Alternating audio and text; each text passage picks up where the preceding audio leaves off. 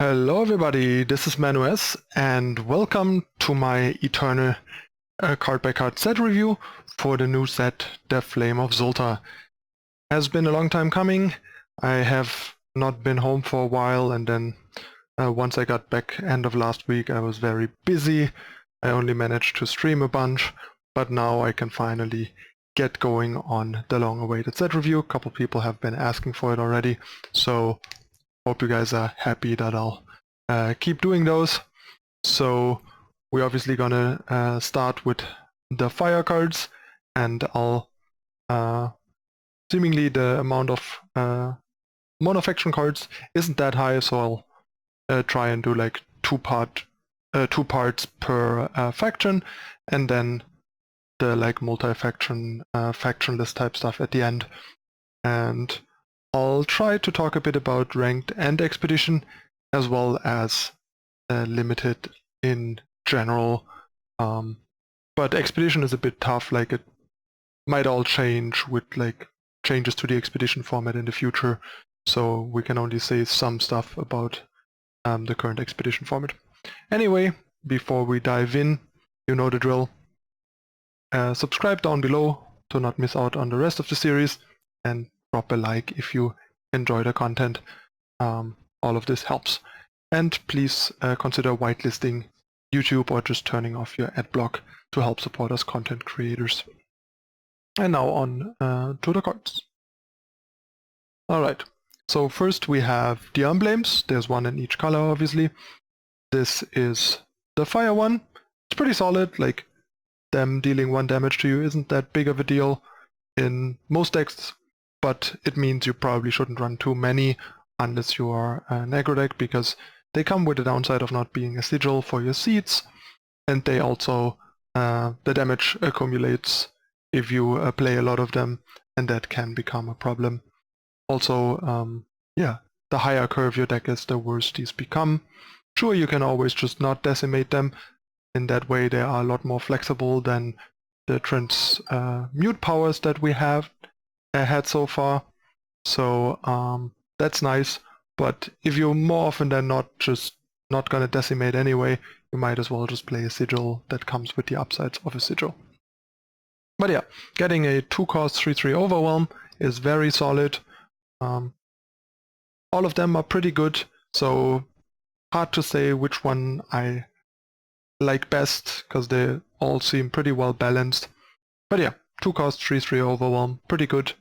No relevant tribal unit type, but really nice in aggressive fire decks, obviously, both in expedition as well as in ranked. Although in expedition right now it seems like aggro, like dedicated aggro, is gonna be a bit of a tough sell, because a lot of the like good aggro cards that we're used to aren't around. But we'll see how that shakes out. In limited, of course, these are amazing. Blood protection and limited, and the more like generic style that the decks are, makes these great. Then we have Akko, Inspired Artist, Mone Tribal. So 1-cost 1/1 Oni. Nothing too fancy here, but with Mastery 1, he becomes a 2/3 after his first attack, which is really good. So it's kind of like Blood Beetle, except that even if the opponent blocks, it can mastery if you can keep it alive with a combat trick or something, like Pummel, for example, or Finest Hour, that sort of stuff. So it's better in that regard, and obviously because it also has Mastery 9, which can do some nice late game stuff. And there are obviously other ways to trigger Mastery, like for example Jack's Knife and stuff like that. So all in all, a pretty nice 1-drop, especially in expedition where there are fewer 1-drops. But even in ranked, especially if you're looking for like only synergies or just like mono fire, this seems like a pretty good 1-drop. In limited, I mean, it's fine. I think it's a bit low impact in limited to be that great, but basically turning into a 2/3 makes it a solid to good 2-drop that costs 1 and is a bit conditional, which is still totally fine. So even in limited, you're gonna end up running it. It's just not a high pick.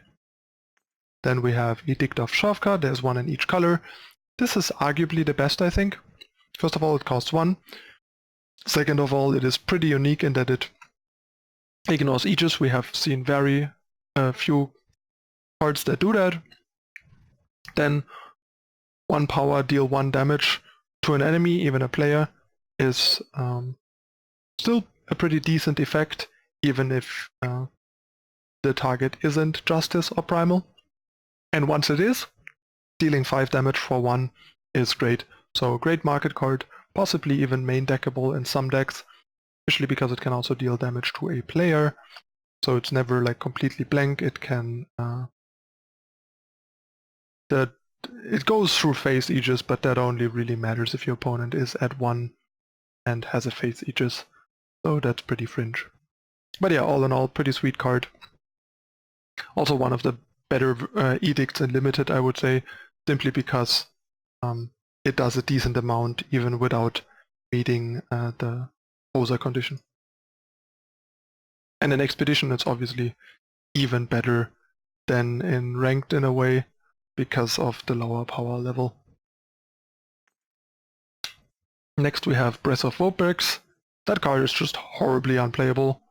Cards that give your opponent the choice, and the difference between like killing something and dealing 5 damage to the opponent is so big that yeah, this card is completely unplayable in Limited and in Constructed. It's arguably one of the worst cards in Eternal, if you ask me. So yeah, just don't touch it. Then we have Desperate Gambit. This trick is actually kind of sweet. Like 2 cost plus 2 plus 1 is not great, but given that in an aggro deck Decimate is not that big of a cost, and then suddenly getting like plus 2 plus 1 on 2 targets out of 1 card for 2 power makes this pretty solid.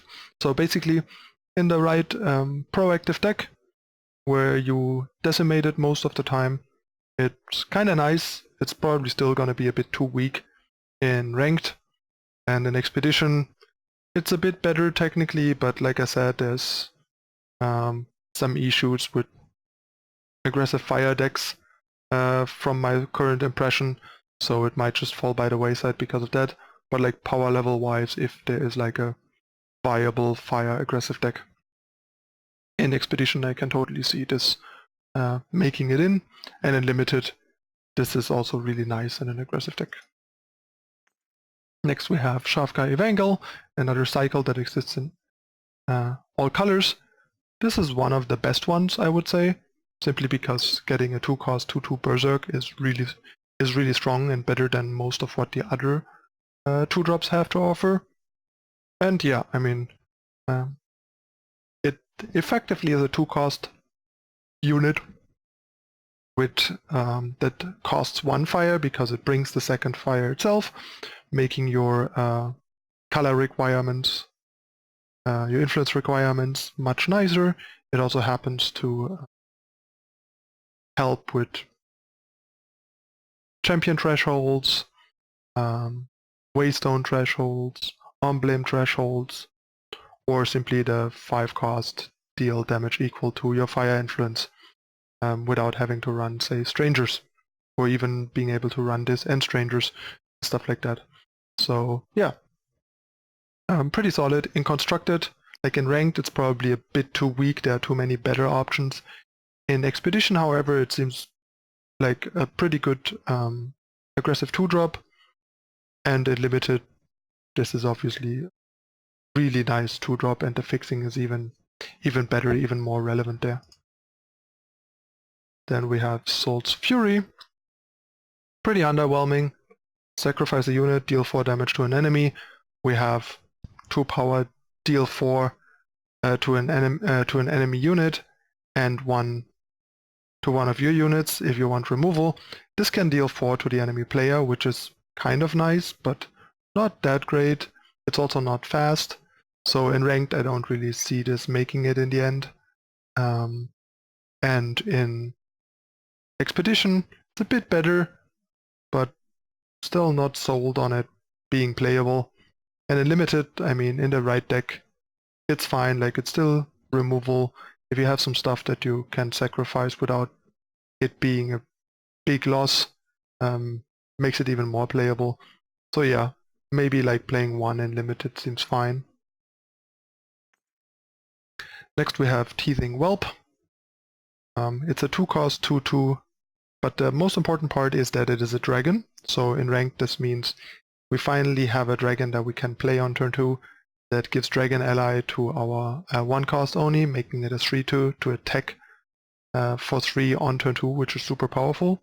Second of all, this getting flying after the first attack is really nice. There's also another new dragon ally 2-drop that this helps activate ASAP.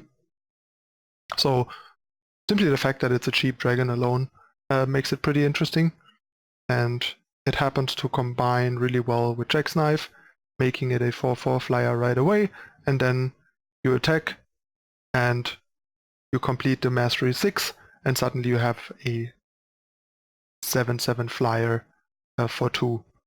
Granted, it costs you 2 cards, but still, it's pretty strong and a really nice thing to have, a 7/7 flyer on turn 3, basically. So yeah, even in ranked, this seems like a potentially interesting card. In Expedition, this seems great, especially given that Jack's Knife is Expedition legal. And in limited, I mean, a 2-cost 2/2 is fine in limited. This getting flying after the first attack is obviously really good, and then it can really run away with the game after that. So pretty great 2-drop all in all in limited.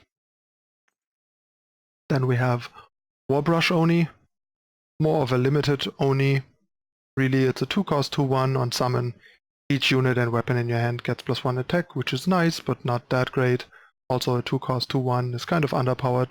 Seems like an okay filler 2-drop in limited basically, but not good enough in ranked or expedition. Next we have Kozin Darkheart. 3-cost 1/5 Oni, some Oni Dragon synergies here.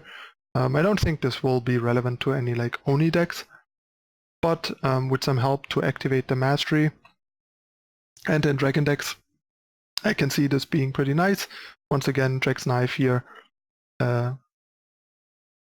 gets you a 3/7 with 1 damage left for Mastery, so you attack. It's almost impossible for the opponent to block it and kill it on turn 4 when you do that, and then you just get a 4/4 dragon for free, which is really nice, which also happens to draw you a treasure trove. So basically, if you get that off, really strong. If you don't have any way to help with the Mastery though, it's yeah, kind of underwhelming and a bit weak. If you have a couple of other dragons to draw extra cards of this gets pretty strong though. So gotta see, I think in ranked this is probably not good enough, but in expedition it seems pretty nice, potentially. And in limited, of course, it's very solid at the very least, since it's also easier to mastery. Then we have Trikona Kyr. There's a bargain tribal card in each color. This is the fire one, it's for dragons. You kill an enemy attachment, then deal damage equal to its cost to the enemy player. Bargain means if you meet the bargain condition, hit the enemy player with the dragon, you can play this for free from your market. It also means if you have a bargain card in your main deck, you get to build the market even without a merchant or smuggler. So you can maybe like put a Trikona Kyr in the main, and then you get to put one in the market, so you can still play one for free. It's a bit weird that bargain cards give you a market, so you can just kind of like put a bunch of like bargain cards in the market that you can't access, sort of deal. Pretty strange. But I'm sure they have their reasons for it. Yeah, this is one of the more decent bargain cards, I would say. It's just a bit expensive for what it does, really, which is the main issue. Next we have Dragon Forge. It's a 3-cost fast spell tutor. It lets you draw a dragon or weapon of your choice from your deck, and also reduces the cost by 1, making this sort of effectively cost 2 in terms of power investment, except that it is more like Quarry, that it costs 3 but ramps you later, which is arguably better. So you can, for example, turn 3 Dragon Forge, get an Eclipse Dragon, and play a turn 4 Eclipse Dragon. You can also play this off of the power of Eclipse Dragon, of course, to get other stuff. So yeah, ramping into certain weapons or dragons is pretty nice. Might be interesting in ranked, not sure though, it's still pretty expensive and specific.